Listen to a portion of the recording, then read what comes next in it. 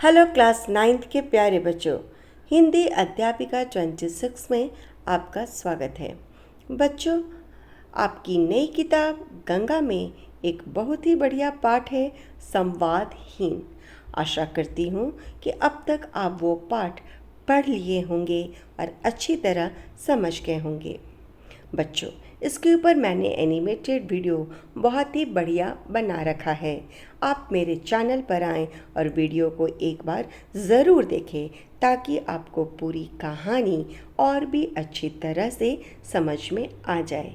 Channel है हिंदी अध्यापिका 26। प्यारे बच्चों, आज हम लोग कुछ महत्वपूर्ण प्रश्नोत्तर देखेंगे जो आपकी परीक्षा के लिए अत्यंत उपयोगी है।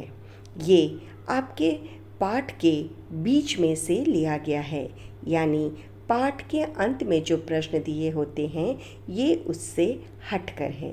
तो बेहतर है आप इस तरह के प्रश्न भी समझ जाएं।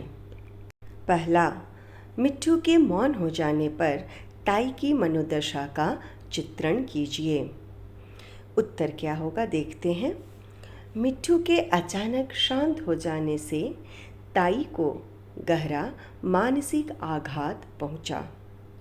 उन्हें लगा कि घर की सारी खुशियां और उनके जीवन का आधार ही समाप्त हो गया है।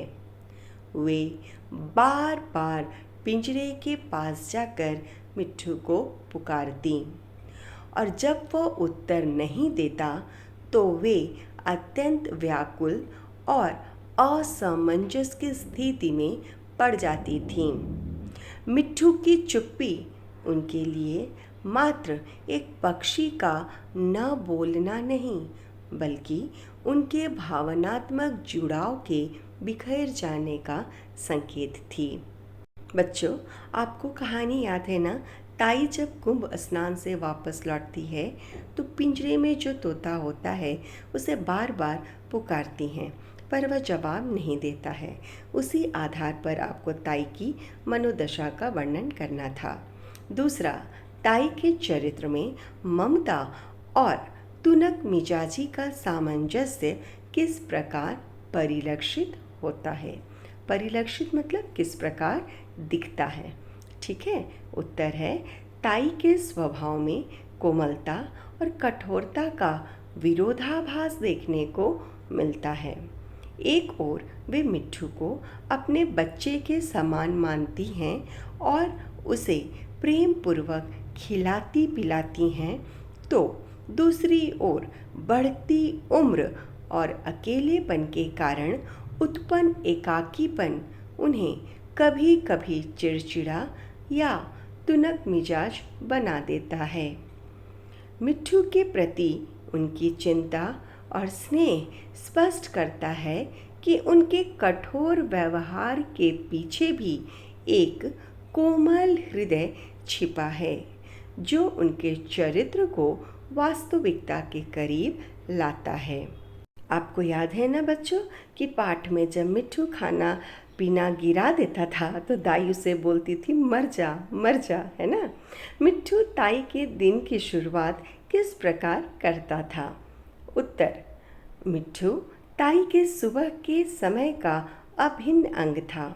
वह पूरी ऊर्जा के साथ हर हर गंगे सीताराम बोल का उच्चारण करके उन्हें जगाता था। मिट्ठू की इस जीवंत क्रिया से ताई को प्रसन्नता प्राप्त होती थी, जिससे उनकी शारीरिक थकान मिट जाती थी और उनका शेष दिन सुखद और सकारात्मक रूप से व्यतीत होता था। यानी यह मिट्ठू ही था जो अपनी बोली से ताई को हर सुबह उठाता था। चौथा देखिए, गणपत द्वारा दूसरा तोता लाने का सुझाव उसकी किस प्रवृत्ति को दर्शाता है? यानी गणपत जब दूसरा तोता लाकर जगन मास्टर को देता है, इससे गणपत के विषय में क्या पता चलता है? उत्तर देखिए, गणपत एक व्यावहारिक व्यक्ति है जो ताई की पीड़ा को गहराई से समझता था।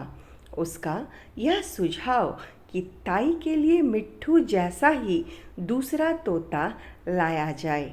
ताई को मानसिक कष्ट और सच्चाई की कड़वाहट से बचाने का एक प्रयास था।